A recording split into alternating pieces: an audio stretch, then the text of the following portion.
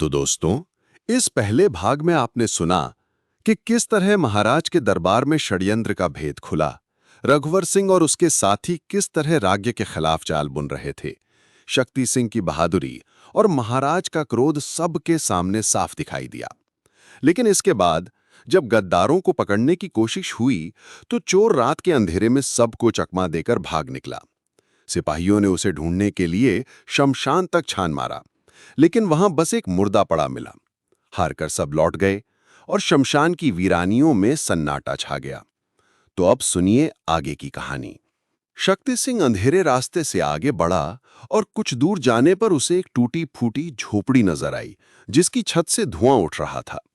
थके कदमों से वो वहां पहुंचा और धीरे से पुकारा, अंदर कौन है? झोपड़ी का दरवाजा चरमराया और एक दुबली पतली बुजुर्ग औरत बाहर आई। उसकी झुकी कमर, कांपते हाथ और झुर्रियों भरे चेहरे पर भी दया की झलक थी। शक्ति सिंह ने करुण स्वर में कहा, माई, मैं मुसाफिर हूं, 2 दिन से भूखा प्यासा भटक रहा हूं। अगर कुछ खाने को मिल जाए तो आपकी बड़ी कृपा होगी। बुढ़िया ने एक क्षण उसके चेहरे को गौर से देखा, जैसे उसकी थकान और आंखों में छुपे दर्द को पढ़ रही हो। फिर बोली, आओ बेटा, भीतर आ जाओ। अंदर एक धुंधली सी रोशनी थी। मिट्टी के चूल्हे पर कुछ दाल उबल रही थी।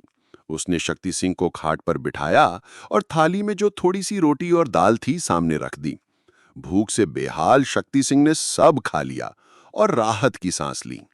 बुढ़िया ने स्नेह से उसकी ओर देखा और पूछा, बेटा, तुम कौन हो? कहां से आए हो?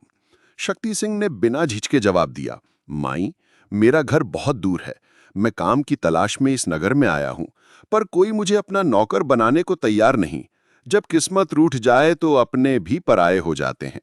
यहां अगर मुझे बस सिर टिकाने की जगह मिल जाए तो मेरी आधी मुसीबत कम हो जाए। मगर बताइए, मौर्य के बेटे को कौन जगह देगा? ये कहते हुए उसकी आवाज थमसी गई, लेकिन उसके चेहरे पर वही पुरानी चतुराई झलक रही थी। लोगों को अपने शब्दों में उलझा लेना उसके लिए बच्चों का खेल था। बुढ़िया ने जब शक्ति सिंह की दुख भरी बात सुनी तो उसका मन तुरंत पिघल गया। वो जल्दी से बोली, बेटा, इसकी चिंता मत कर। यह झोपड़ी अब तुम्हारा घर है। यहां तुम जहां चाहो बैठो, जहां चाहो सो जाओ। यहां तुम्हें कोई पराया न समझेगा। ये सुनते ही शक्ति सिंह के चेहरे पर राहत की झलक उभर आई। उसे लगा जैसे उसकी सारी थकान और डर अचानक आधा हो गया हो। धीरे धीरे उसने बुढ़िया से ऐसे घुल मिलकर बातें की कि जो भी देखता यही सोचता कि ये तो सगी माँ बेटा है।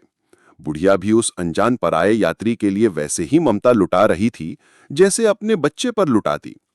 कुछ देर बाद थकावट से भोजिल हुई आंखें मलते हुए शक्ति सिंह ने कहा, माई, अब आंखें भारी हो रही हैं, जरा सो जाऊं?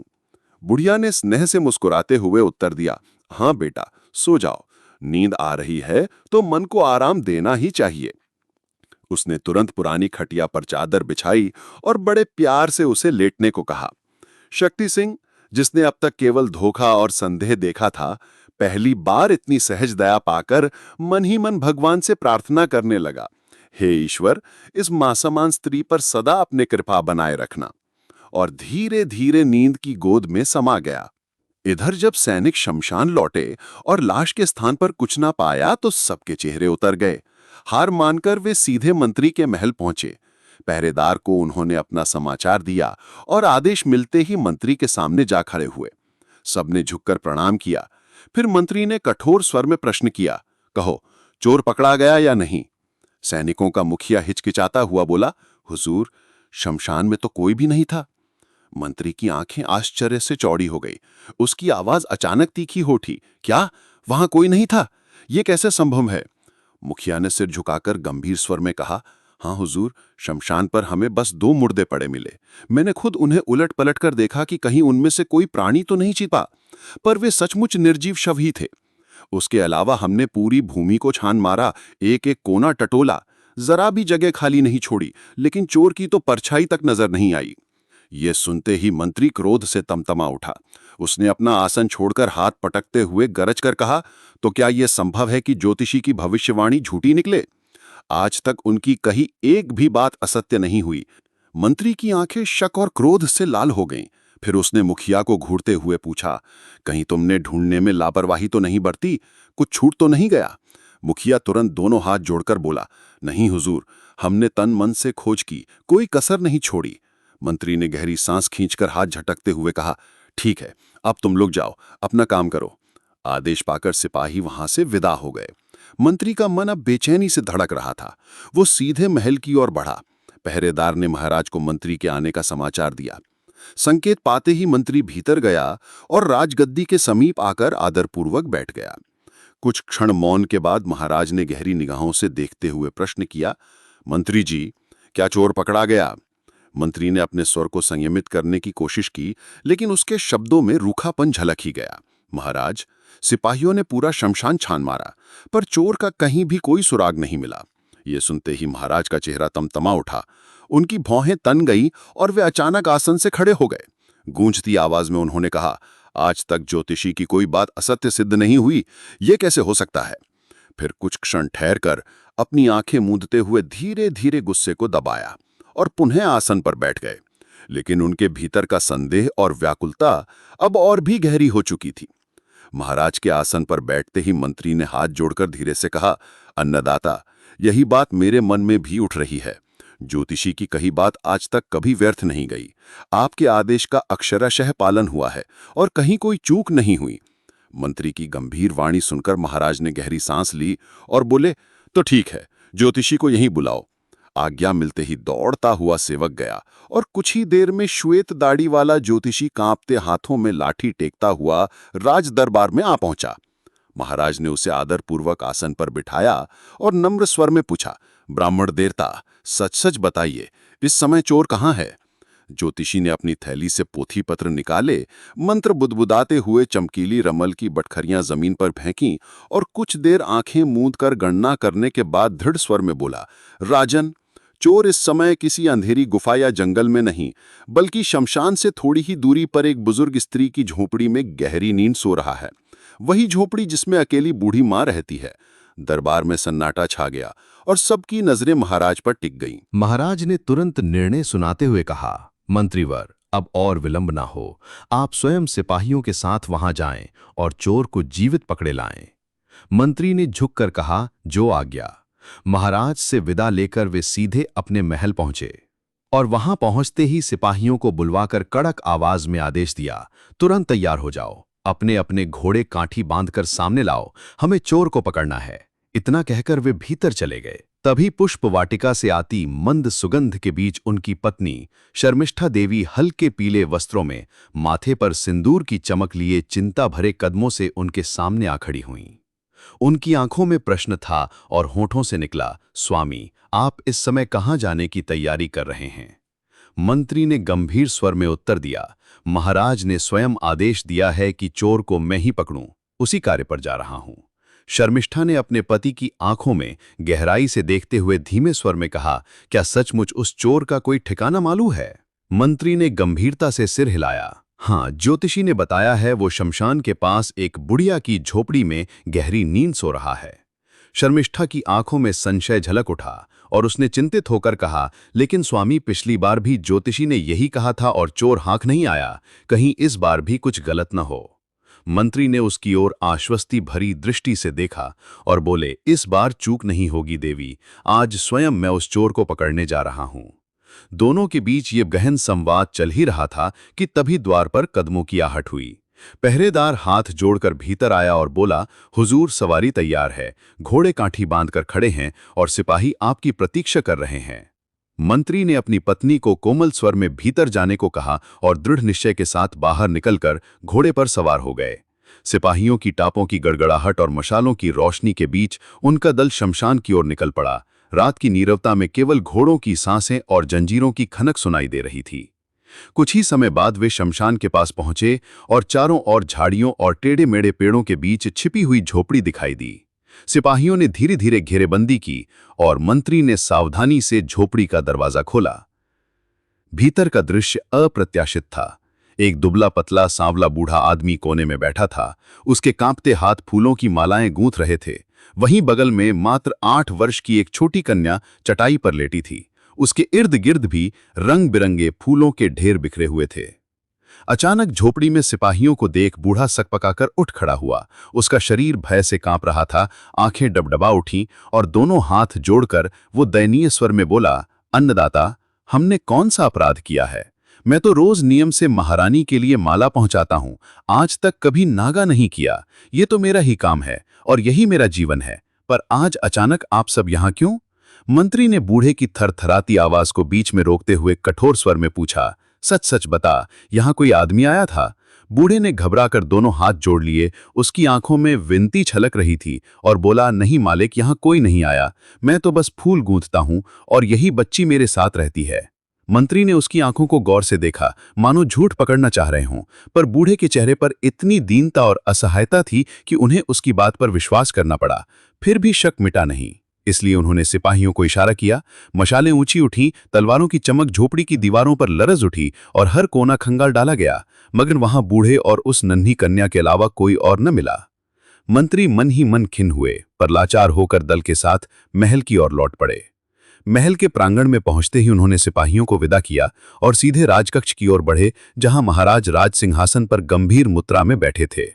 मंत्री ने झुककर प्रणाम किया और आसन ग्रहण किया। महाराज ने उत्सुकता से पूछा, कहो मंत्रीवर, क्या चोर पकड़ में आया? मंत्री ने गहरी सांस लेते हुए उत्तर दिया, महाराज, मैंने अपनी आंखों से देखा, वहां कोई चोर नहीं था। उस घर में केवल एक बूढ़ा माली और एक छोटी कन्या रह रही हैं। वही माली रोज महारानी के लिए फूलों की मालाएं पहुंचाता है। वहां न कोई बुढ़िया है न कोई चोर। यह सुनते ही महाराज का चेहरा क्रोध और उपहास से भर गया। उन्होंने कहा, तो फिर लगता है ज्योतिषी का सारा ज्ञान व्यर्थ हो गया है। अच्छा, अब तुम यही करो कि महल के चारों ओर चौकसी और कड़ा पहरा बैठाओ। चोर कहीं न कहीं आसपास ही है, उसे ढूंढ निकाला जाए। इतना कहकर उन्होंने उन्हें संकेत से विदा किया। मंत्री भारी मन से बाहर निकले, चारों तरफ प्रहरी तैनात किए, मशालें और दिए जलवाए ताकि महल का एक कोना भी अंधेरे में न बचे, और फिर रात के सन्नाटे में अपने महल की ओर लौट चले। रात गहराती चली गई और महल से लौटते समय मंत्री के मन में तरह तरह की आशंकाएं घिर आईं। रास्ते पर चलते हुए उन्होंने मन ही मन ठान लिया, नहीं, अब मैं ही 4-5 रातें स्वयं भेष बदलकर शहर की गलियों और चौक चौराहों पर निगरानी करूंगा। देखूंगा आखिर वो साहसी चोर किस चालाकी से महल में घुसता है। यदि इतने पहरे के बाद भी वो महाराज का मुकुट चुरा ले गया तो धिक्कार है मेरे मंत्रिपद पर, और महाराज का क्रोध तो अलग ही झेलना पड़ेगा। हो सकता है नौकरी से भी हाथ धोना पड़े। ऐसे विचारों में डूबे हुए जब वे अपने महल पहुंचे तो देखा कि उनकी धर्मपत्नी शर्मिष्ठा देवी दियों की हल्की रोशनी में प्रतीक्षा कर रही थीं। पैरों की आहट सुनते ही वो तुरंत उठ खड़ी हुईं। तभी मंत्री भीतर आए, भारी मन से वस्त्र उतारे और कुर्सी पर बैठ गए। उनके चेहरे पर चिंता की गहरी रेखाएं देखकर शर्मिष्ठा देवी ने धीरे से पूछा, क्या बात है? चोर पकड़ में नहीं आया? मंत्री ने सिर झुकाकर धीमे स्वर में कहा, नहीं। यह सुनते ही शर्मिष्ठा ने दोबारा प्रश्न किया, तो क्या उस झोपड़ी का भेद खुला या नहीं? मंत्री ने थकी हुई आवाज में पूरा किस्सा सुनाया, कैसे बूढ़ा माली और वो नन्ही कन्या मिले, कैसे सब कुछ टटोलने के बाद भी कोई चोर नहीं मिला, और अंत में दृढ़ स्वर में बोले, अब मैं ही इस चोर को ढूंढ निकालूंगा। यह सुनकर शर्मिष्ठा ने आश्चर्य से कहा, आपको इतनी कठिनाई उठाने की क्या आवश्यकता है? आपके वफादार सेवक हैं, वे इस काम को कर सकते हैं।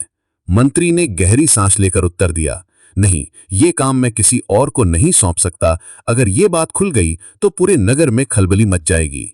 लोग डर और अफवाहों में घिर जाएंगे, और सबसे बड़ा संकट ये कि महाराज की प्रतिष्ठा पर आंच जाएगी। नहीं, ये कार्य गुप्त ही रहना चाहिए और मुझे ही इसे पूरा करना होगा। हाँ, एक बात और है जो तुम्हें अभी बतानी है। शर्मिष्ठा देवी ने अपने पति की आंखों में झांकते हुए धीरे से कहा, कहो कौन सी बात बतानी है? मंत्री ने गहरी सांस ली और धीमे स्वर में बोले, तुम वचन दो कि इन बातों को किसी से मत कहना, यहां तक कि यह भी न बताना कि मैं किस समय घर से बाहर जाता हूं। यह सब गुप्त रहना चाहिए, वरना बड़ी विपत्ति खड़ी हो जाएगी। इतना कहकर वो भोजन करके कुछ देर विश्राम को लेट गए। फिर अचानक उठकर बोले, प्रिय, अब मुझे निकलना ही होगा, देखना सावधानी से रहना। अच्छा, मेरी वेशभूषा ले आओ। यही कहकर वो पास वाले कमरे में चले गए। शर्मिष्ठा ने सिर हिलाया और बोली, अभी लाती हूं। तभी उनके कमरे में हल्के कदमों की आहट गूंजी और उनकी बेटी सुकन्या भीतर चली आई। उसकी आंखों में उत्सुकता चमक रही थी।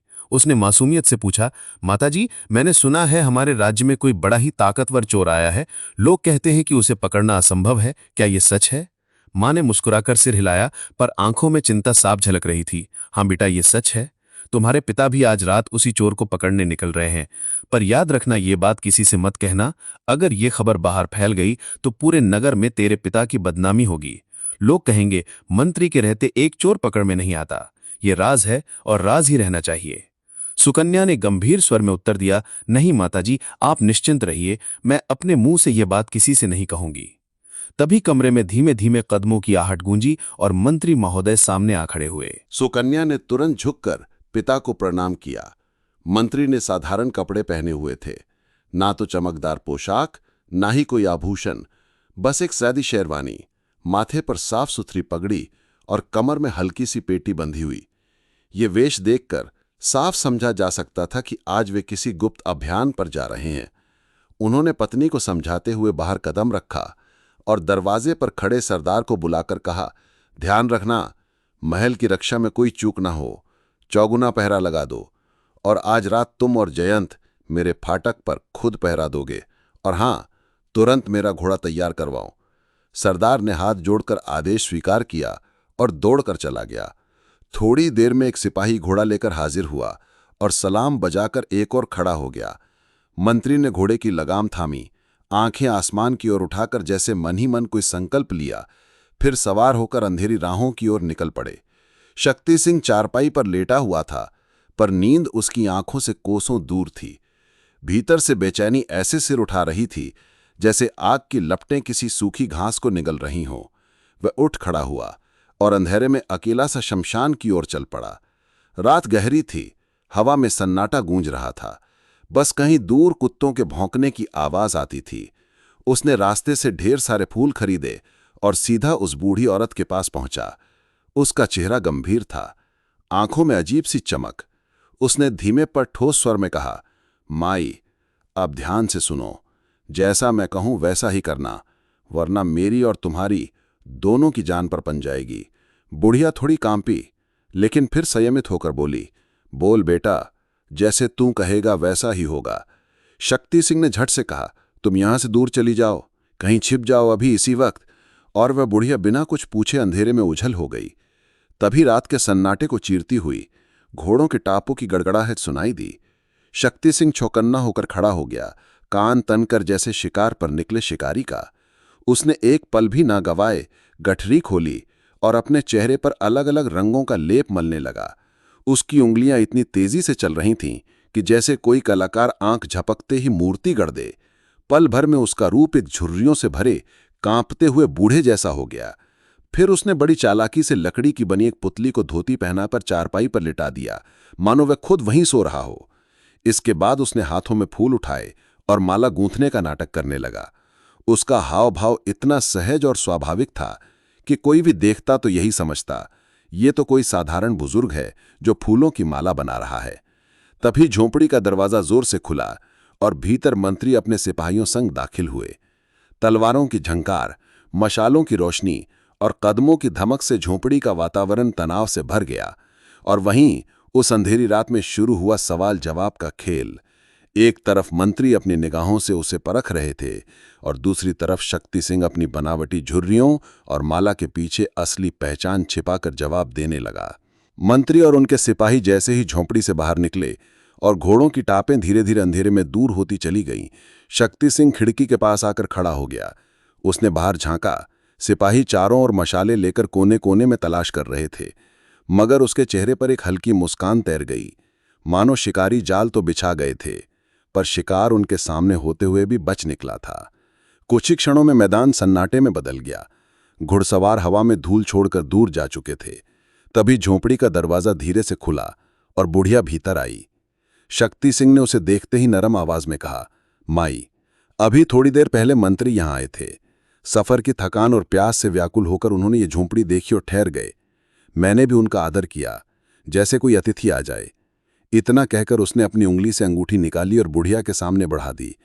वह चमकती अंगूठी देखते ही बुढ़िया की आंखें फैल गईं। उसने उसे उलट पलट कर देखा और बोली, बेटा, ये तो बहुत ही कीमती लगती है, इसे तुम ही रखो, तुम्हारे काम आएगी। लेकिन शक्ति सिंह ने उसकी हथेली में अंगूठी रखते हुए मुस्कुराकर कहा, नहीं माई, ये तुम्हारा हक है। तुमने मुझे अपने बेटे जैसा अपनाया है, अब ये तुम्हारी उंगली पर ही शोभा देगी। ये कहकर उसने धीरे से अंगूठी बुढ़िया की उंगली में पहना दी। बुढ़िया का चेहरा खुशी से खेल उठा। उसकी आंखें नम हो गईं, पर उसने कोई सवाल नहीं किया, न फूलों के ढेर के बारे में, न रात की हलचल के बारे में। जैसे उसे यकीन था कि उसका ये बेटा जो भी कर रहा है सही कर रहा है। तभी शक्ति सिंह चारपाई से उठकर अपने कपड़े पहनने लगा। बुढ़िया ने थोड़ी चिंता से पूछा, इस समय कहाँ जा रहे हो बेटा? शक्ति सिंह ने सहजता से उत्तर दिया, माई, दिन भर यहां बैठे बैठे मन भारी हो गया है, सोचा जरा शहर घूम आऊं और इसी बहाने ताजी हवा भी खा लूं। बुढ़िया ने मुस्कुराकर सिर हिलाया और बोली, ठीक है, जा, लेकिन जल्दी लौट आना। शक्ति सिंह ने जाते जाते बुढ़िया को आश्वासन दिया, हाँ माई, मैं जल्दी लौट आऊंगा, लेकिन अगर देर हो जाए तो घबराना मत। ये कहकर उसने एक छोटी सी गठरी बगल में दबाई, हाथ में छड़ी उठाई और झोंपड़ी से बाहर निकला। बाहर का दृश्य किसी चित्रकला की भांति मन मोह लेने वाला था। सूरज धीरे धीरे ढल रहा था, आकाश पर लालिमा की परतें तैर रही थीं और परिंदे अपने अपने घोंसलों की ओर लौट रहे थे। क्षितिज की तरफ नजर उठाकर शक्ति सिंह ने गहरी सांस ली, मानो ये दृश्य उसके मन की बेचैनी को भी शांत कर रहा हो। और फिर वह कदम बढ़ाकर शहर की दिशा में चल पड़ा। उस समय दिन पूरी तरह ढलने में अभी लगभग 1.5 घंटा बाकी था और आकाश की सुनहरी आभा हर ओर बिखरी हुई थी। इसी बीच मंत्री के महल से ज्यादा दूर नहीं, बस 1 फरलांग की दूरी पर एक पुरानी टूटी फूटी कच्ची हवेली खड़ी थी। उसकी छत के खपरेल जगह जगह टूटे पड़े थे, दीवारों में दरारें और काई जमी थी, जिससे लगता था जैसे ये मकान किसी निर्धन का है। लेकिन पास जाकर देखने पर एक अजीब सा विरोधाभास दिखाई दिया। उस घर की चौखट पर बैठी स्त्री के तन पर एक चमकदार नई साड़ी थी। वह चबूतरे पर बैठकर चक्की चला रही थी। उसका चेहरा घूंघट में ढका हुआ था, इसीलिए यह पहचानना कठिन था कि वह जवान है या वृद्धा। वह स्त्री धीरे धीरे झूमती हुई लय के साथ आटा पीस रही थी, मानो किसी गीत की ताल पर काम कर रही हो। तभी अचानक वहां घोड़ों की टापों की आहट गूंजी। मंत्री अपने सिपाहियों से अलग होकर अकेले उसी मकान पर आ पहुंचे।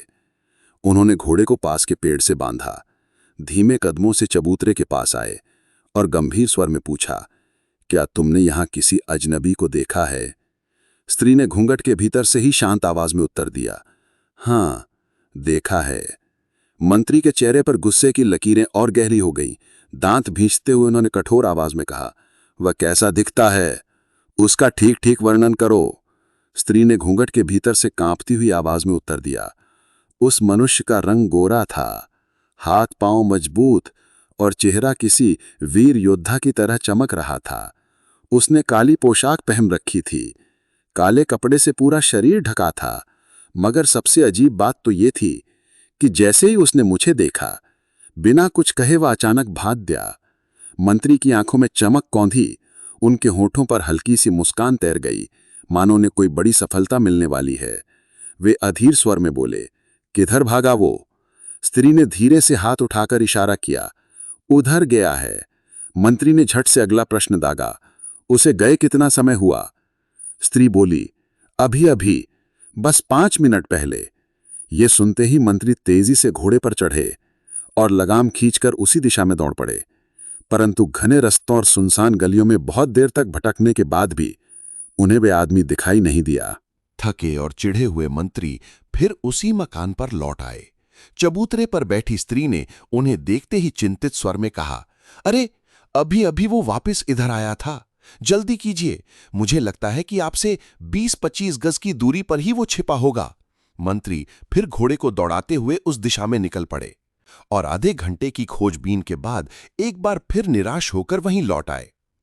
इस बार जैसे ही मंत्री उतरे, स्त्री अचानक घबराकर खड़ी हो गई। उसका पूरा शरीर कांप रहा था। मंत्री ने उसकी हालत देख हैरान होकर पूछा, तुम इतनी कांप क्यों रही हो?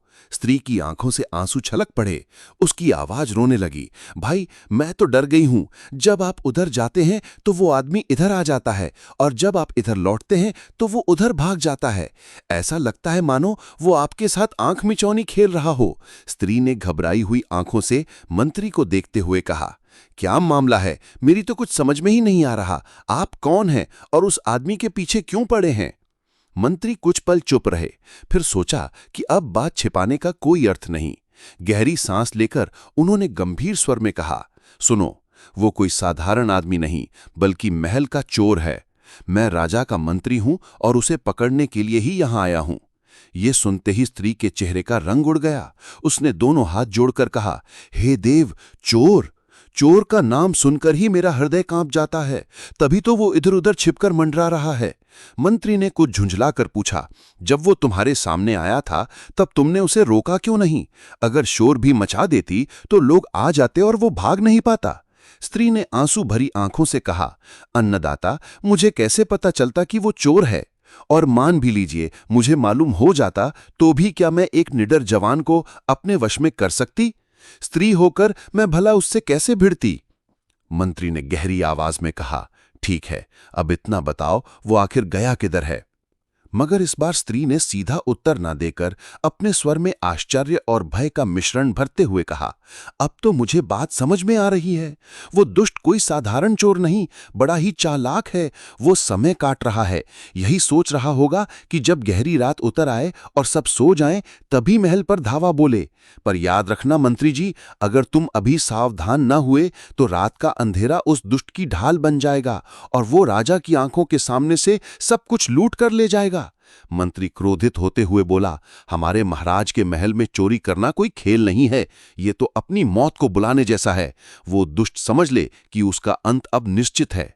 तभी स्त्री ने मानो चोर को ही लक्ष्य करके कठोर स्वर में कहा, ओ पापी, अरे दुष्ट, तू भोले भाले गांव वालों को चाहे जैसे मूर्ख बना ले, लेकिन हमारे अन्नदाता, हमारे राजा से कभी नहीं बच पाएगा। फिर अचानक उसका स्वर बदल गया।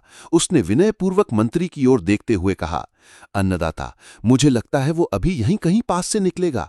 आप ऐसा कीजिए, मैं आपको अपनी साड़ी दे देती हूं। आप इसे पहनकर चक्की पर बैठ जाइए। जब वो चोर आएगा तो समझेगा मैं ही बैठी हूं। तभी उसकी चालाकी उल्टी पड़ेगी और वो आपके जाल में फंस जाएगा। आप पुरुष हैं, आपकी ताकत से उसे पकड़ने में देर नहीं लगेगी, पर मैं स्त्री होकर भला क्या कर सकती हूं? उसकी बातों में ऐसी दृढ़ता थी कि मंत्री को लगा उसकी योजना में सचमुच दम है। वे राजी हो गए। स्त्री अंदर गई और एक साड़ी लाकर मंत्री को थमा दी। मंत्री ने अपने वस्त्र उतारे और साड़ी पहनकर चक्की पर बैठकर उसे चलाने लगे। घंटे बीतते गए, पहले 1 घंटा, फिर 2 घंटे, पर वहां कोई आता जाता दिखाई नहीं दिया। बेचारे मंत्री के हाथों में छाले पड़ गए, पसीना टपकने लगा और थकान से उनका शरीर टूटने लगा। अंततः उन्होंने चक्की छोड़ दी और भीतर की ओर बढ़े। जैसे ही आंगन लांघकर एक अंधेरी कोठरी में प्रवेश किया, उनकी आंखें आश्चर्य से फैल गईं। वहां एक स्त्री और एक पुरुष बंधे पड़े थे, रस्सियों से जकड़े कराह रहे थे। मंत्री तुरंत लपटे, उनकी गांठें खोलीं और उन्हें मुक्त किया। स्वर में गहरी चिंता और विस्मय था। उन्होंने पूछा, तुम लोग ये कैसी दशा? बताओ, तुम्हें किसने इस हाल में बांध रखा है? वृद्ध ने कराहते हुए कहा, बाबू, बस एक युवक पानी मांगने आया था। मैं उसकी प्यास बुझाने के लिए लोटा भर पानी दे ही रहा था कि अचानक उसने मुझ पर झपट्टा मारा, मेरे मुंह में कपड़ा ठूंस दिया और हाथ पांव कसकर बांध डाले।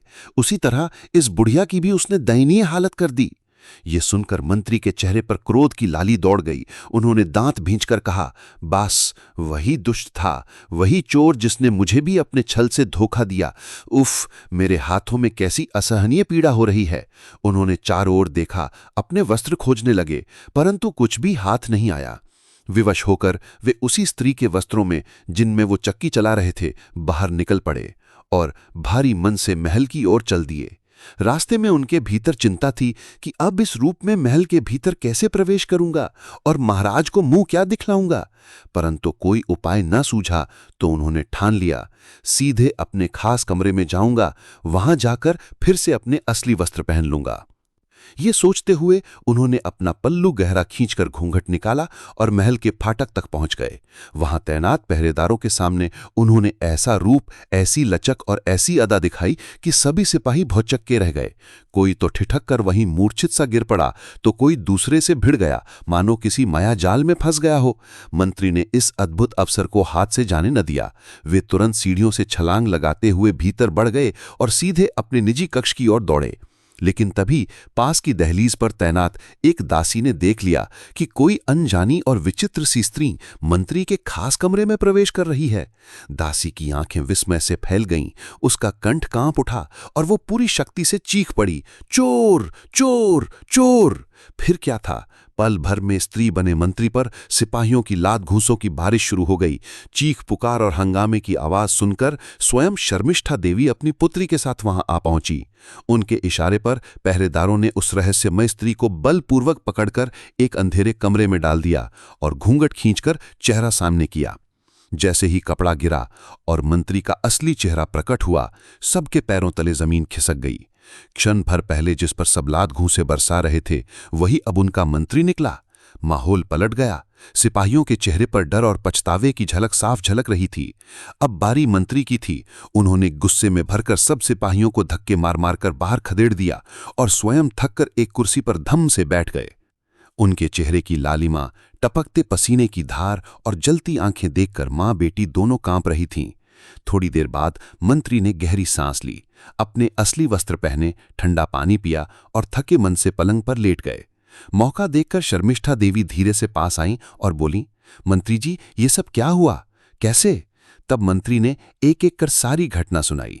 कैसे वो युवक पानी मांगने आया था, कैसे उसने बुजुर्ग और उनकी पत्नी को बांधा और कैसे धोखे से वो स्वयं भी चक्रव्यूह में फंस गए। सब सुनकर मां बेटी की आंखों में गहरा दुख उतर आया। तभी अचानक शर्मिष्ठा ने धीमे स्वर में पूछा, लेकिन मंत्री जी, आपने वो 1000 रुपए लेकर आखिर किया क्या? रुपयों का नाम सुनते ही मंत्री चौकन्ने होकर उठ बैठे। उनकी आंखें फैल गईं और उन्होंने गरजते हुए कहा, कौन से 1000 रुपए? शर्मिष्ठा ने अचरज से उत्तर दिया, अरे वही रुपए जिन्हें लेने आप स्वयं आए थे। आपने तो जल्दी जल्दी कहकर हमें डरा भी दिया था कि यदि रुपया तुरंत न दिया तो चोर निकल जाएगा। क्या इतने में आप सब कुछ भूल भी गए? यह सुनते ही मंत्री का कलेजा सन्न रह गया, जैसे किसी ने उनके पैरों तले से जमीन ही खींच ली हो। अब मंत्री के मन में कोई संदेह बाकी न रहा। उन्होंने दोनों हथेलियां माथे पर पटक लीं और दर्द भरी आवाज में बोले, अरे धिक्कार है, मेरे ही कपड़े पहनकर उस चतुर चोर ने तुम्हें भी धोखा दे दिया। यह सुनकर शर्मिष्ठा देवी का कलेजा कांप उठा। उनकी आंखों से भय झलकने लगा और घबराए स्वर में बोलीं, क्या? तो वो आप नहीं थे? मैंने तो समझा।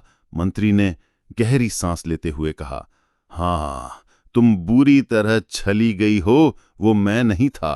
खैर, रुपए चले गए उसका मुझे उतना दुख नहीं, पर ये सोचकर हृदय जल रहा है कि आज तक मुझे किसी ने ऐसी दुर्दशा में नहीं डाला और आज इन नासमझ पहरेदारों ने मुझे इतना मारा पीटा कि तन का एक एक अंग दुख रहा है।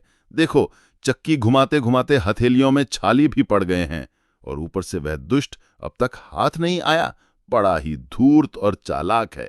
लेकिन सुन लो, मैं हार मानने वाला नहीं हूं। जब तक उसे पकड़ न लूं, चैन से सांस नहीं लूंगा। अगर मेरी ये दशा महाराज के कानों तक पहुंच गई तो मुझसे बड़ा अपमानित और कोई न होगा। ईश्वर जाने कैसी विपत्ति में फंसा दिया। इतना कहकर उन्होंने करवट बदलते हुए क्रोध से दांत भींचे और आदेशात्मक स्वर में बोले, इस पूरी घटना को बाहर न जाने दिया जाए। जो लोग उस समय उपस्थित थे, सबको तुरंत बुलाकर यही हुक्म देना होगा कि जो कुछ हुआ वो राज की मर्यादा की खातिर किसी के मुंह से बाहर ना निकले। शर्मिष्ठा देवी ने गंभीर स्वर में सिर हिलाया, जैसा आप उचित समझें। मंत्री ने गुस्से में ताली बजाई। ताली की गूंज जैसे ही कमरे की दीवारों से टकराई, वही भयभीत दासी कांपते कांपते अंदर आई, जिसके चिल्लाने से ये तूफान खड़ा हुआ था। मंत्री की ज्वलंत आंखों को देखकर उसका रंग उड़ गया। मंत्री ने भारी और कठोर स्वर में कहा, जाओ, सबको यहां तुरंत हाजिर करो, और याद रहे, आज की घटना का एक भी शब्द बाहर गया तो अंजाम अच्छा न होगा। दासी बाहर निकल गई और थोड़ी ही देर में महल के हर कोने से घबराए हुए नौकर चाकर और पहरेदार थरथराते हुए मंत्री के सामने आ खड़े हुए। सबके चेहरों पर मौत का साया झलक रहा था, जैसे अभी यमराज सामने उतर आए हों। किसी की हिम्मत न हुई नजर उठाकर मंत्री की आंखों में देखने की। सब हाथ जोड़कर सिर झुकाए खड़े रहे। मंत्री ने गहरी सांस लेकर क्रोध से गरजते हुए कहा, अरे मूर्खों, जानते हो इस अपमान का बदला कितना भयानक होगा? अगर राज दरबार में या महाराज के कानों तक यह बात पहुंची तो समझ लो तुम सबका अंत निश्चित है। कमरे में सन्नाटा छा गया। किसी की जुबान न खुली। मंत्री की आंखों में जलती चिंगारियां देख सबका कलेजा मुंह को आ गया। थोड़ी देर बाद उन्होंने स्वर धीमा किया, लेकिन शब्दों में बिजली की तरह धमक थी। अच्छा, इस बार का अपराध मैं क्षमा करता हूं, पर यह ध्यान रखना, अगर ये खबर बाहर निकली तो तुम्हारे शरीर के टुकड़े टुकड़े करवाकर उन्हें गिद्ध और कौवों को खिलवा दूंगा। ये चेतावनी है, आदेश नहीं। सब एक साथ कांपती आवाज में बोले, स्वामी, प्राण चाहे चले जाएं, पर यह राज किसी और तक नहीं पहुंचेगा। यह सुनकर सबने झुककर मंत्री को प्रणाम किया और जैसे किसी ने मौत की सजा टाल दी हो, वैसे ही बाहर निकलते ही एक दूसरे से लिपटकर राहत की सांस ली। आंखों में आंसू आ गए और सबने बार बार भगवान का धन्यवाद किया कि जान बच गई। फिर सब धीरे धीरे अपने अपने काम पर लौट गए। उधर मंत्री का तन दर्द से बेजान सा होने लगा। शरीर पर पड़े घाव जलने लगे और वे पलंग पर आकर गिर पड़े। तभी उनकी धर्मपत्नी और पुत्री दौड़ी और उपचार की व्यवस्था करने लगीं। कहीं गर्म तेल से मालिश, तो कहीं औषधि का लेप, कहीं ठंडे पानी की पट्टियां। महल का वातावरण पीड़ा और चिंता से भर गया और मंत्री की आंखों से सिर्फ एक ही सवाल झलक रहा था कि क्या मैं सचमुच इस अपमान का बदला ले पाऊंगा। अगले ही दिन सुबह सुबह महल के विशाल सभा मंडप में महाराज ने अपने विश्वसनीय मंत्री को बुलवाया। सूर्य की किरणें महल के संगमरमर के फर्श पर सुनहरी धारियों जैसी पड़ रही थीं और दरबारियों की नजरों में जिज्ञासा थी कि आज महाराज मंत्री से क्या पूछेंगे। महाराज ने गंभीर स्वर में कहा, मंत्रीवर, उस चोर का क्या हाल है? क्या कुछ पता चला? मंत्री का हृदय एक क्षण को धक से रह गया। चेहरे पर चिंता की छाया लहराई, परंतु तुरंत ही अपने भाव दबाकर उन्होंने झूठा आश्वासन दिया, महाराज, बहुत खोजबीन की पर सब व्यर्थ रहा। वो चोर जैसे धरती फाड़कर समा गया हो। तभी महाराज की दृष्टि मंत्री के हाथों पर गई और उन्होंने चौंक कर पूछा, ये क्या? आपके हाथों पर छाले क्यों पड़े हैं और आपका चेहरा इतना पीला क्यों हो गया है? मंत्री घबरा गए। पसीने की एक बूंद कनपटी पर चमक उठी, परंतु उन्होंने हड़बड़ा कर कहा, कुछ नहीं, बस पुरानी चमड़ी उखड़ रही है, यही कारण है, और हंसकर बात टाल दी। मगर उन्होंने ये नहीं सोचा था कि महल की दीवारों के भी कान होते हैं। जिस दासी ने उस रात शोर मचाया था, उसने घर पहुंचकर सब कुछ अपने पति को कह सुनाया और वही बात जंगल की आग की तरह फैलती चली गई। गलियारों से चौक तक, नौकरों से पहरेदारों तक, हर कोई धीमे स्वर में उस अपमानजनक घटना की चर्चा करने लगा और अंततः ये समाचार स्वयं महाराज के कानों तक पहुंच गया। महाराज के मन में संशय उठ खड़ा हुआ। उन्होंने तुरंत मंत्री को पुनः बुलवाया। मंत्री जब दरबार में आए तो उनकी थकी आंखें, झुके कंधे और पीला पड़ चुका चेहरा सब कुछ बयां कर रहे थे। महाराज ने गंभीर और धीमे स्वर में कहा, मंत्रीवर, आपने मुझसे सत्य छिपाया है। मुझे सब समाचार मिल चुका है। बताइए, आपके साथ वास्तव में क्या बीती? उस क्षण मंत्री का हृदय गुस्से और शर्म से जल उठा। उन्हें अपने पहरेदारों पर क्रोध आया, जिन्होंने मौन रखने की शपथ ली थी। फिर भी बात बाहर पहुंची, परंतु महाराज के सामने वे क्रोध दबा गए और कांपती आवाज में बोले, अन्नदाता, उस चोर ने ऐसी तबाही मचाई कि मेरी दुर्दशा कर डाली। जो अपमान और पीड़ा मैंने सही है, उसे शब्दों में बयां करना कठिन है। इतना कहते ही उनकी आंखों में दर्द झलक उठा और पूरा दरबार सन्नाटे में डूब गया। महाराज ने गंभीर स्वर में मंत्री की ओर देखते हुए कहा, हाँ, मैं स्पष्ट देख रहा हूं कि उस दुष्ट ने आपको बड़ी कठिनाई में डाल दिया है। परंतु मंत्रीवर, आप अब भी मुझसे क्यों छिपा रहे हैं? सब कुछ साफ साफ बताइए। मंत्री ने सिर झुकाया। उनकी आवाज में थरथराहट थी। अन्नदाता से भला कोई बात छिप सकती है? आप ही मेरे स्वामी हैं। इतना कहकर वे सकुचाते हुए पूरे किस्से को बता दिया। कैसे वे चक्की पीसने को विवश हुए, कैसे महल में स्त्री का भेष धारण करना पड़ा और किस प्रकार अपमानित होकर मार भी खानी पड़ी। यह सब सुनाते हुए उन्होंने कांपते हाथ आगे बढ़ाए, जिन पर पड़े छाले उनके दुख की गवाही दे रहे थे। महाराज के चेहरे पर पहले तो हंसी की लहर दौड़ी, परंतु राजसी गरिमा निभाते हुए उन्होंने उस हंसी को दबा लिया और क्रोध का आवरण ओढ़कर कहा, मेरे दीवान की ये दशा करने का दुस्साहस उस दुष्ट ने किया, ये असहनीय है। दरबार में सन्नाटा गहरा गया। मंत्री ने तुरंत हाथ जोड़कर कहा, महाराज, शांत हो जाइए। इसे मेरे पिछले जन्म के कर्मों का फल मान लीजिए। जो बीत गई उसे जाने दीजिए। लेकिन महाराज ने तीखे स्वर में प्रश्न किया, और आगे का क्या? यदि ये चोर हाथ न आया तो वो और भी उपद्रव मचाएगा और किसी दिन अपनी दुष्ट इच्छा पूरी करने का प्रयास करेगा। मंत्री ने गहरी सांस लेकर दृढ़ आवाज में कहा, अन्नदाता, आप निश्चिंत रहिए। मैं शपथ लेता हूं कि अपने ही इन हाथों से उस पापी को पकड़कर आपके चरणों में लाऊंगा। इस बार मैंने महल की चौगुनी सुरक्षा कर दी है।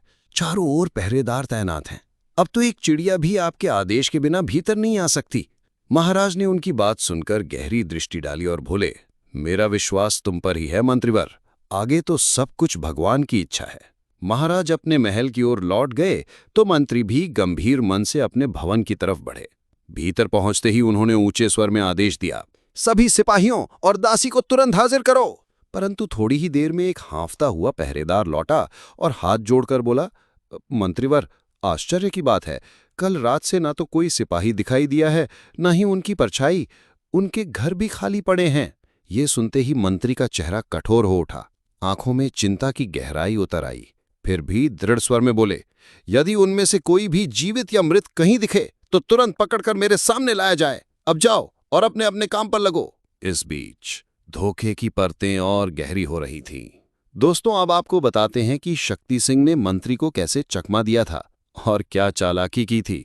दरअसल मंत्री के महल से लगभग 1 फरलांग पर एक जर्जर कच्चे मकान के पास शक्ति सिंह दबे पांव पहुंच चुका था। उसके होठों पर कपटी मुस्कान थी, मगर आवाज में बेबसी का अभिनय। अरे कोई दयालु है क्या? मुझे बहुत प्यास लगी है, जरा पानी पिला दो। भीतर से एक दुबला पतला बुढ़ा हाथ में जल का लोटा लेकर बाहर आया और करुणा से भरा उसे पिलाने लगा।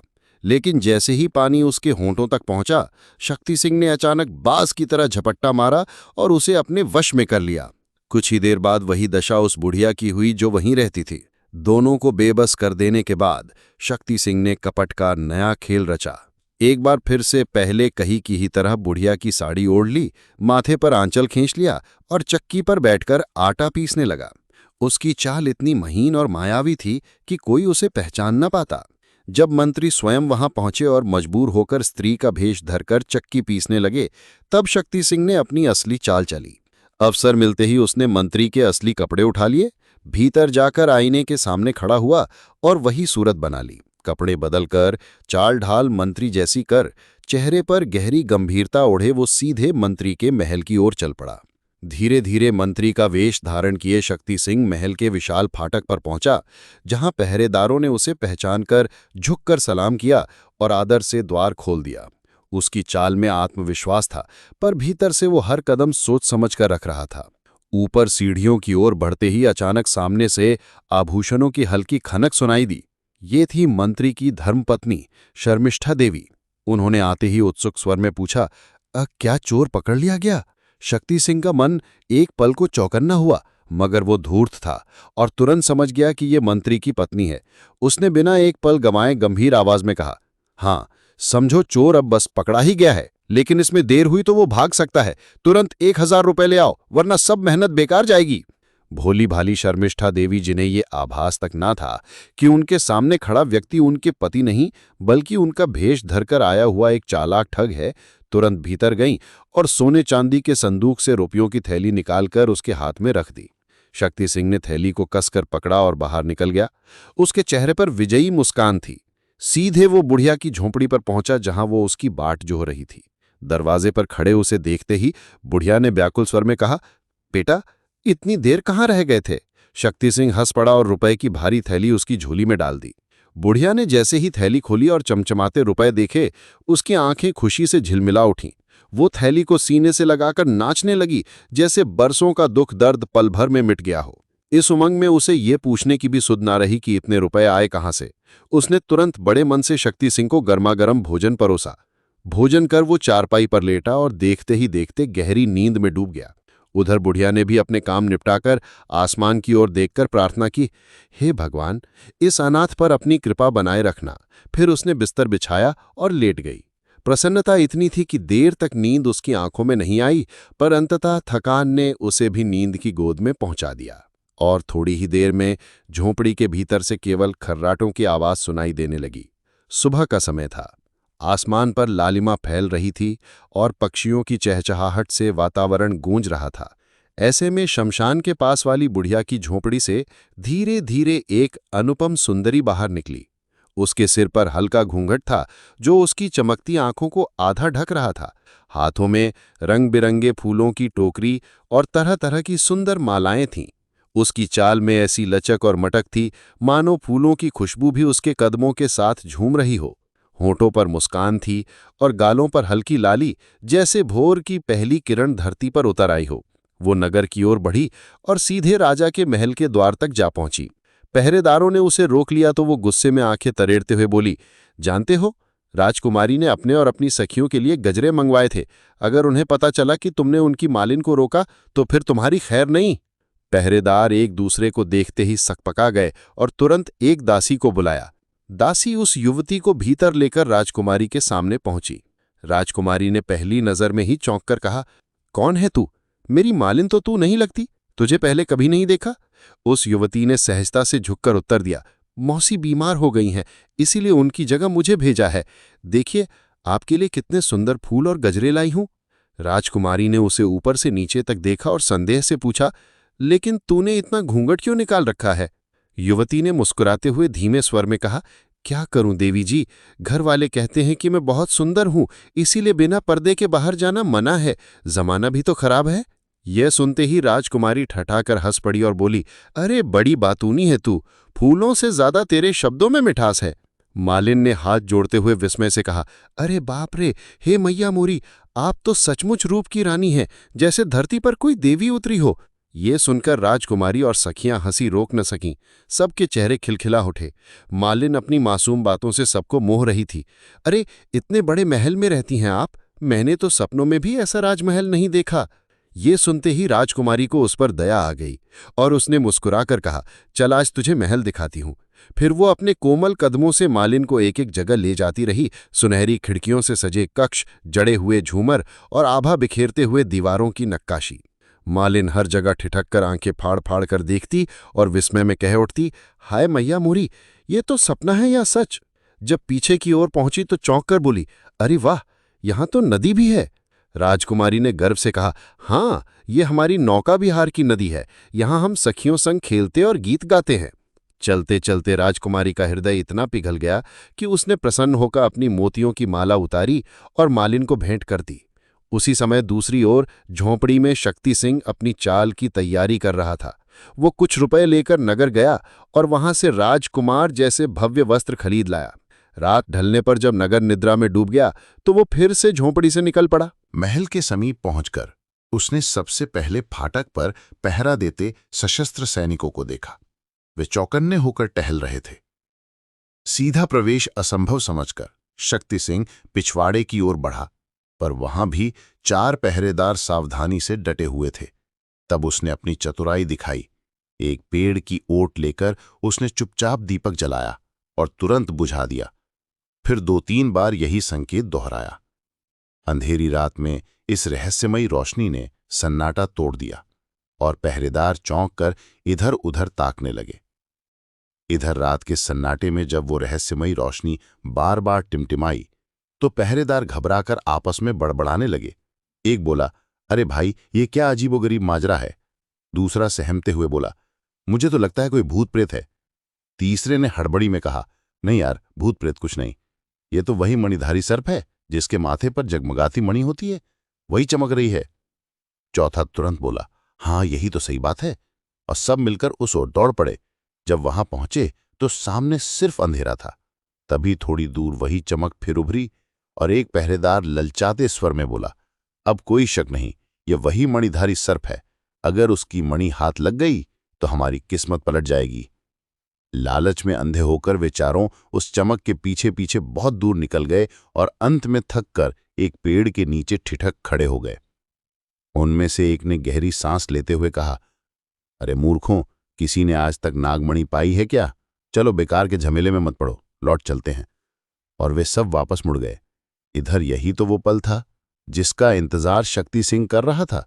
उसने झटपट अपनी कमंद पेड़ पर फेंकी और फुर्ती से महल की ऊंची दीवार पार कर भीतर उतर गया। चांदनी की हल्की रोशनी में उसके कदम दबे पांव एक विशाल भवन की ओर बढ़े। महाराज के कक्ष के समीप पहुंचकर वो एक ऊंचे स्तंभ की आड़ में छिप गया। कक्ष के बाहर 2 सशस्त्र पहरेदार खड़े थे। तभी एक पहरेदार टहलते टहलते उसकी ओर आया ही था कि शक्ति सिंह ने बिजली सी फुर्ती से उसकी गर्दन दबोच ली और उसके मुंह पर बेहोशी की दवा से भीगा रुमाल रख दिया। पहरेदार छटपटाया और देखते ही देखते निढाल होकर स्तंभ के पीछे ढेर हो गया। शक्ति सिंह ने उसी तरह दूसरे पहरेदार को भी दबोच लिया और चुपचाप लमलेट कर दिया। अब मार्ग खुल चुका था। सांस थामे, चौकन्नी नजरें घुमाते हुए वो महाराज के कक्ष के भीतर प्रविष्ट हो गया। शक्ति सिंह धीरे धीरे महाराज के कक्ष में दाखिल हुआ तो देखा राजा गहरी नींद में पलंग पर लेटे हैं। उनके सिरहाने चमकती तलवार और बगल में रखा हुआ राजमुकुट मानो उस पूरे कमरे की गरिमा बढ़ा रहा था। उसने सावधानी से मुकुट उठाया और पल भर को ठिठकते हुए बाहर जाने को मुड़ा ही था कि अचानक उसके मन में मंजूषा का चेहरा कौंध गया। वो रूप सी, वो जिसकी मुस्कान उसके हृदय को हर पल बेचैन किए रहती थी। दिन में जब वो मालिन का भेष धरकर महल का हालचाल ले रहा था, तभी से अपना मन वहीं मंजूषा के पास छोड़ आया था और अब उसे देखने की तड़प कदम रोक न सकी। धीरे धीरे वो मंजूषा के भवन की ओर बढ़ गया। भीतर पहुंचा तो देखा सपनों की रानी पलंग पर सोई है। उसके चेहरे पर नींद की मधुर मुस्कान तैर रही थी, मानो कोई सुंदर स्वप्न देख रही हो। नीचे उसकी 4-5 सखियां इधर उधर बिखरी पड़ी सो रही थीं। किसी के हाथ में सितार अटका था, किसी के हाथ में मंजीरा, तो कोई पंखा पकड़े ही निद्रा के आगोश में डूबी थी। शक्ति सिंह मंत्रमुग्ध सा मंजूषा के पास पहुंच गया और उसे अपलक निहारता रह गया। उसी क्षण उसने मन ही मन प्रण किया कि वो अपना जीवन इस रूपवती के चरणों में अर्पित करेगा। वो धीरे से झुका, उसकी उंगली से अंगूठी निकाली और अपनी उंगली में पहन ली। फिर अपनी अंगूठी उसकी उंगली में पहना दी, मानो उसे वचन दे रहा हो। फिर सावधानी से सीढ़ियों की ओर बढ़ा, पर किस्मत को शायद यही मंजूर था।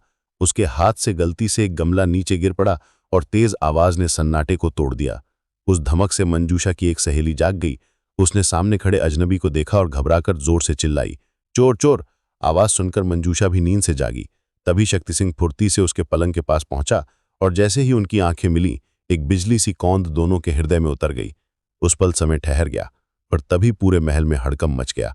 पहरेदार दौड़ पड़े, लोग शोर मचाने लगे और घबराए हुए महाराज स्वयं आ पहुंचे।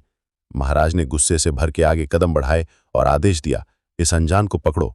शक्ति सिंह मंजूषा के पीछे खड़ा था, हाथ में चमकता मुकुट उठाए। उसने कांपती आवाज में कहा, महाराज मेरा अपराध क्षमा करें।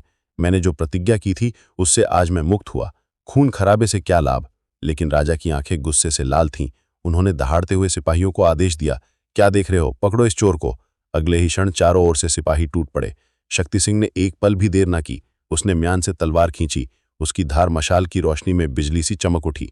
हंसते हुए बोला, महाराज मैं चोर नहीं हूं, अपना परिचय तलवार से ही दे दूंगा। और फिर वो शेर की तरफ भिड़ गया। 20-25 सिपाहियों के बीच अकेला योद्धा पैंतरे बदल बदल कर इस तरह तलवार घुमाने लगा कि देख महल की दीवारें भी गूंज उठी।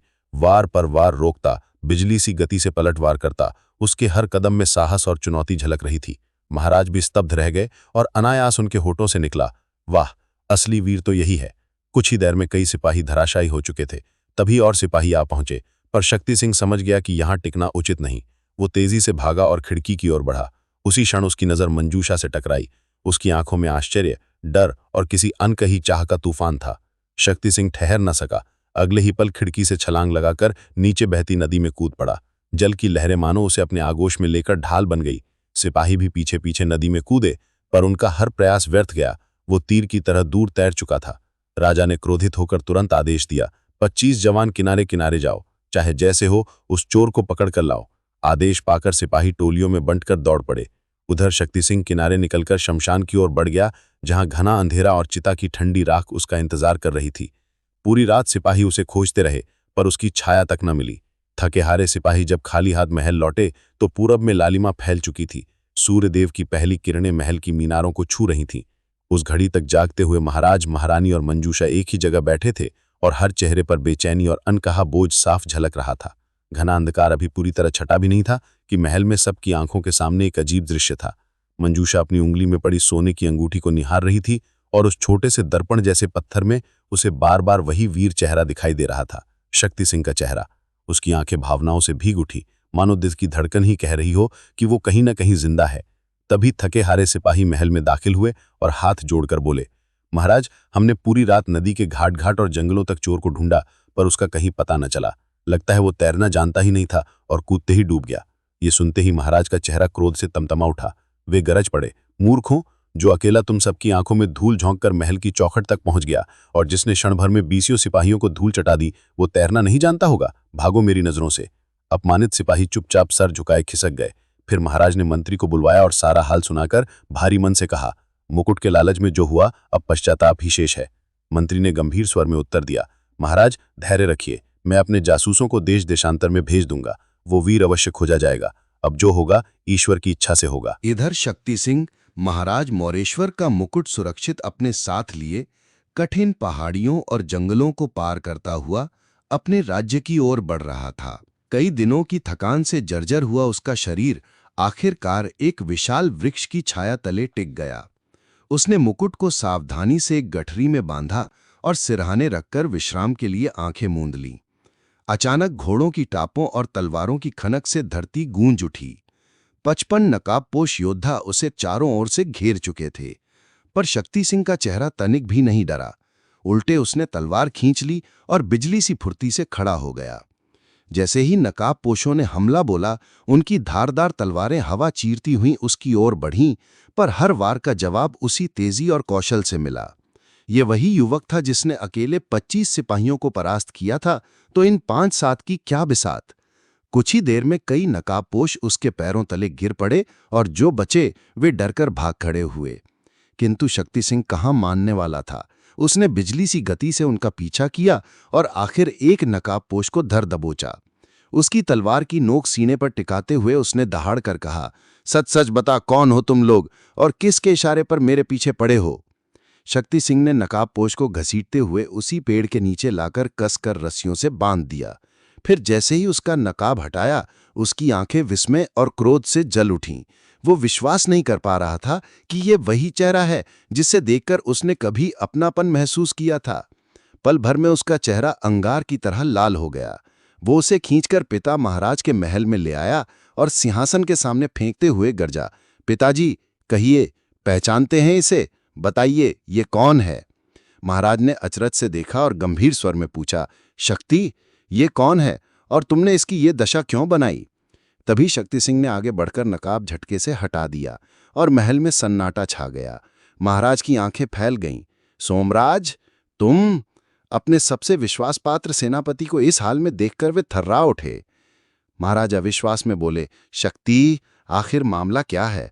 हमारे प्रिय सेनापति ने ऐसा क्या किया कि तुम उसे इस हाल में लाए हो? शक्ति सिंह ने गहरी सांस लेते हुए पिता के चरणों में एक पत्र रख दिया और गंभीर स्वर में बोला, पिताजी पहले सच्चाई सुन लीजिए, ये वही है जिसने हमारे साथ विश्वासघात किया है। उसकी आंखों में आग जल रही थी। उसने छुरा निकाला और सोमराज की गर्दन से सटाते हुए गरज कर कहा, सोमराज, मुझे तो स्वप्न में भी गुमान न था कि तू इतना घिर जाएगा। तू तो मेरा मित्र था, पिताजी का सबसे प्रिय, और आज यही तू हमारे शत्रुओं का हाथ बटा रहा है। अब बता, तुझे षड्यंत्र से क्या मिलने वाला था? किसके लिए तूने अपनी आत्मा बेच डाली? सोमराज बुरी तरह कांपने लगा। होंठ सूख गए, लेकिन उसकी जुबान तालू से चिपकी रही। शक्ति सिंह ने और कठोर स्वर में कहा, सच सच सब बयान कर दे, वरना तेरी चुप्पी तुझे और गहरे अंधकार में धकेल देगी।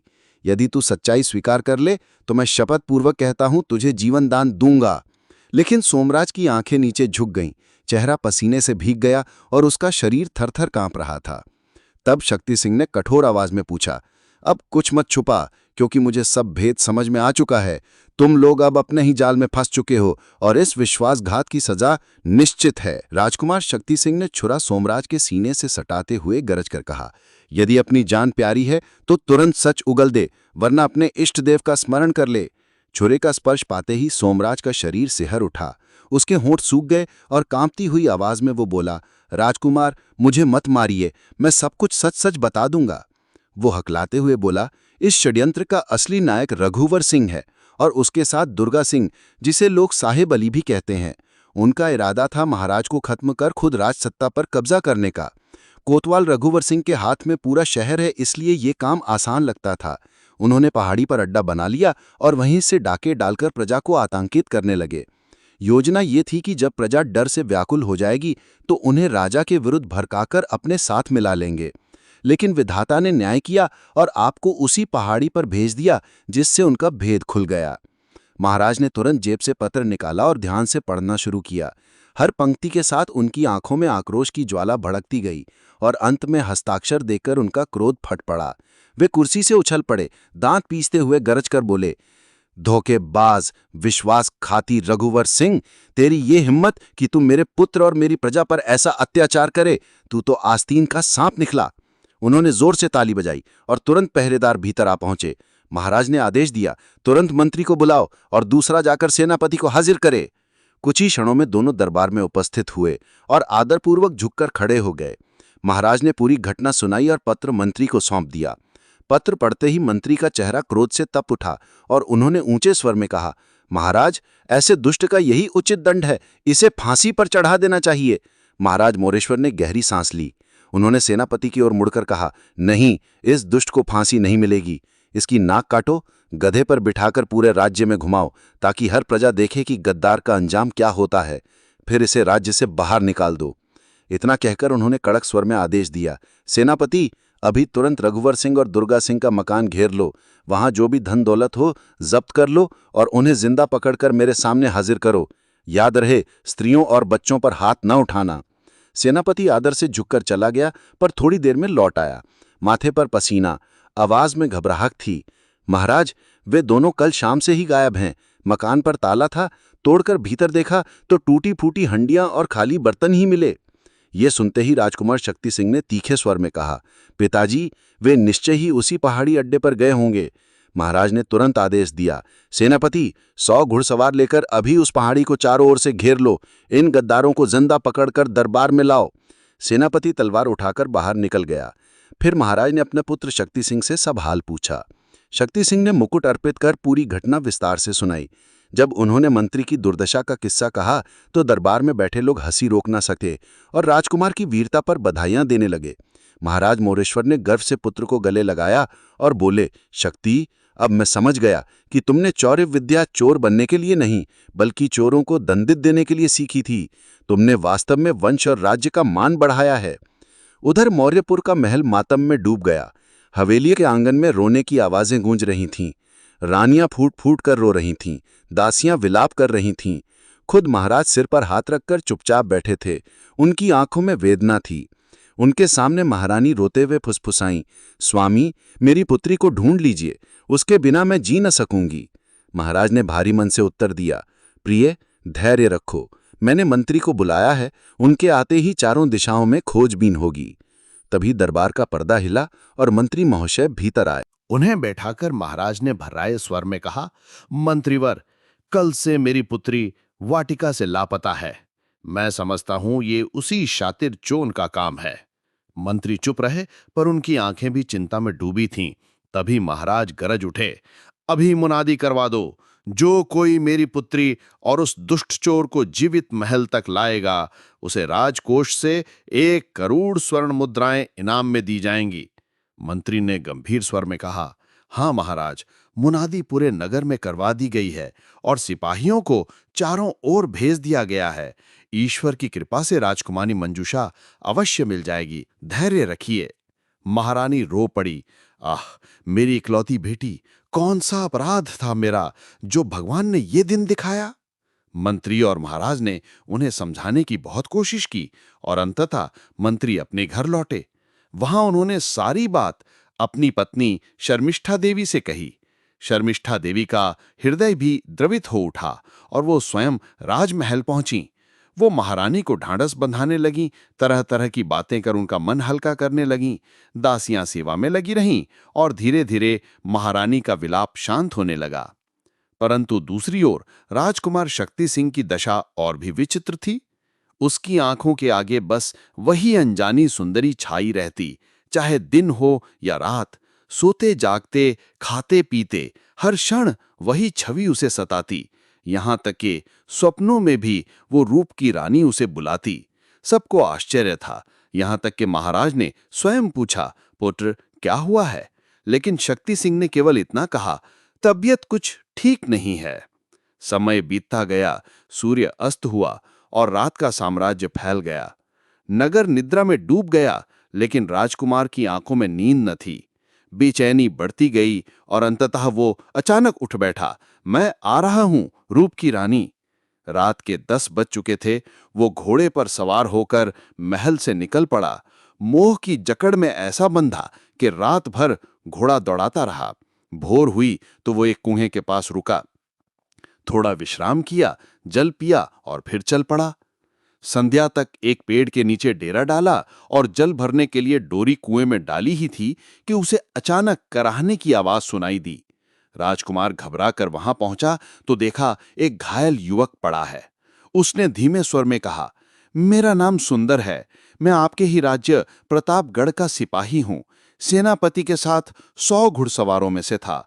हमें आदेश था कि रघुवर सिंह और साहब अली को पहाड़ियों में पकड़ें। हमने कई डाकुओं को मार गिराया, कुछ भाग निकले। मैं उनका पीछा करता करता यहां तक आ गया। तभी मैंने देखा 20-25 नकाबपोश एक सुंदरी को पकड़कर ले जा रहे थे। उसकी आंखों से आंसू बह रहे थे। मैं घोड़ा दौड़ाकर उनके सामने पहुंचा और जब मैंने सुंदरी को छोड़ने की आज्ञा दी, तभी वो सुंदरी मुझे देखते ही जोर जोर से रोने लगी। महाराज, इतने में एक नकाबपोश मेरे सामने आ खड़ा हुआ। उसने उस सुंदरी से कहा, पगली, अपनी जान मुफ्त में मत गवा, चुपचाप चल। मैं उसकी आवाज पहचान गया। मैंने कहा, रघुवर सिंह, ये काम ठीक नहीं है। बस इतना कहना था कि चारों तरफ से वार होने लगे। मैंने तलवार निकाली और पूरी ताकत से लड़ता रहा। 8 नकाबपोशों को यमलोक भेजने के बाद आखिरकार मैं पकड़ा गया। मुझे पीटा गया, पेड़ से बांध दिया गया और कई घंटे तक वहीं पड़ा रहा। और फिर आप आए, आपने मेरी जान बचाई। शक्ति सिंह ने घोड़े पर चढ़ते हुए कहा, किधर गए वे सब? सुंदर ने कांपते हाथ से दिशा दिखाई, उधर पहाड़ियों की ओर। दोनों जवान घोड़ों को हवा से बातें कराते हुए 4 घंटे तक दौड़ते रहे। अंततः एक विशाल पेड़ के नीचे उन्हें डाकुओं का ठिकाना दिखाई दिया। अब किसी का चेहरा ढका नहीं था। जैसे ही शक्ति सिंह और सुंदर वहां पहुंचे, तलवारें खिंच गईं और भयंकर युद्ध छिड़ गया। कुछ ही क्षणों में रणभूमि लहूलुहान हो उठी और एक एक कर सब गिर पड़े। शक्ति सिंह ने अंतिम वार रघुवर सिंह पर किया। तलवार उसकी छाती चीर गई और वो तड़पते हुए गिर पड़ा। शक्ति सिंह ने उसके शरीर को ठोकर मारते हुए कहा, जैसी करनी वैसी भरनी। युद्ध के बाद उनकी नजर उस सुंदरी को खोजने लगी जिसके लिए यह सब हुआ था। थोड़ी ही दूर जमीन पर बंधी हुई वो छटपटा रही थी। शक्ति सिंह ने जैसे ही उसे देखा, उसकी सांस अटक गई और उसके होठों से अनायास निकला, रूप की रानी तुम? वो सुंदरी भी स्तब्ध रह गई। यही तो वो वही था, वही रात का मनमोहक चोर जिसे देखते ही उसने अपना हृदय समर्पित कर दिया था। वो चाहती थी कि वो उसे पाए, मगर सोचती थी ये असंभव है। आज उसे इतने करीब पाकर उसका दबा हुआ दर्द फिर से जाग उठा। शक्ति सिंह ने उसके बंधन खोले। महल में पली बड़ी वो राजकुमारी मंजूषा भय, अपमान और आश्चर्य की मार से थर-थर कांपती हुई बेहोश हो गई। शक्ति सिंह ने उसका सिर अपनी गोद में रखा, उसे होश में लाने की कोशिश की। कुछ ही देर में उसकी आंखें खुली। उसने धीमे स्वर में पूछा, आप कौन हैं? शक्ति सिंह ने उत्तर दिया, मैं प्रतापगढ़ का राजकुमार शक्ति सिंह हूं।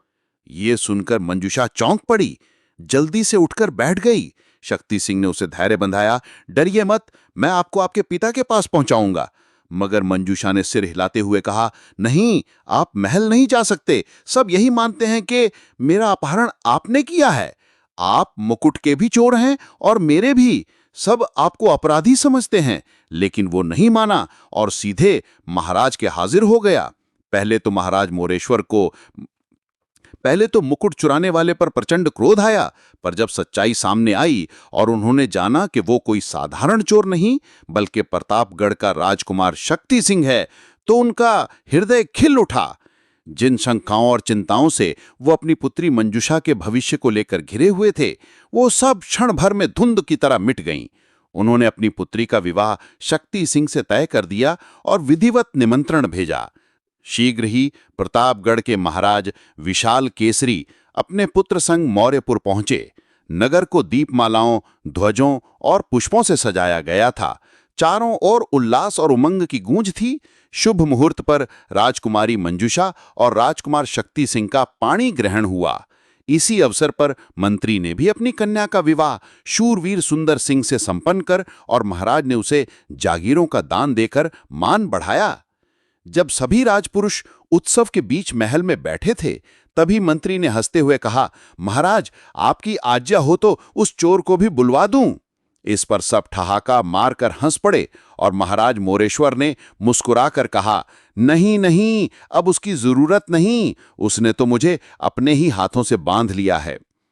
इधर राजकुमारी के सुहाग कक्ष में फूलों की झालरें झूल रही थीं, हर कोना स्वप्न जैसा सजाया गया था। मंजुषा अधीरता से अपने वर की प्रतीक्षा कर रही थी। अचानक खिड़की से काला साया कूदा। नकाबपोश का चेहरा देखकर वो भयभीत हो चीख पड़ी, पर उसके मुंह पर हाथ रख दिया गया और धीमे स्वर में फुसफुसाहट आई, डरो मत, मैं तुम्हारा चाहने वाला हूं। मंजुषा का हृदय कांप उठा, नहीं, मुझे छोड़ दो, मैं केवल राजकुमार शक्ति सिंह की हूं, उन्हीं के बिना मैं जी नहीं सकती। तभी नकाबपोश ने हंसते हुए अपना लवादा फेंक दिया और सामने वही शक्ति सिंह खड़े थे। रूप की रानी, क्या तुम भूल गईं? ये संबोधन मैंने ही तुम्हें प्रथम बार दिया था। मंजुषा की आंखों में विस्मय और फिर आंसुओं के बीच मुस्कान खिल उठी। और मैंने भी तो उसी क्षण तुम्हें एक नाम दिया था, चोरों का राजा। दोनों हंस पड़े और उस हंसी में प्रेम की गहराई गूंज उठी। एक स्वर में उन्होंने कहा, खूब गुजरेगी जब मिल बैठेंगे दीवाने दो, रूप की रानी और चोरों का राजा। तो दोस्तों, अगर ये कहानी आपके दिल को छू गई हो तो अपना प्यार जरूर जताइए, लाइक कीजिए, कमेंट में बताइए कि आपको ये सफर कैसा लगा। और हाँ, लाइक के साथ ही हाइप बटन दबाना बिल्कुल ना भूलें। आपका छोटा सा सहयोग हमें और भी कहानियां आप तक पहुंचाने का हौसला देता है। हम फिर मिलेंगे एक और अनोखी और दिलचस्प कहानी में। तब तक अपने और अपने अपनों का खूब ख्याल रखिए। धन्यवाद।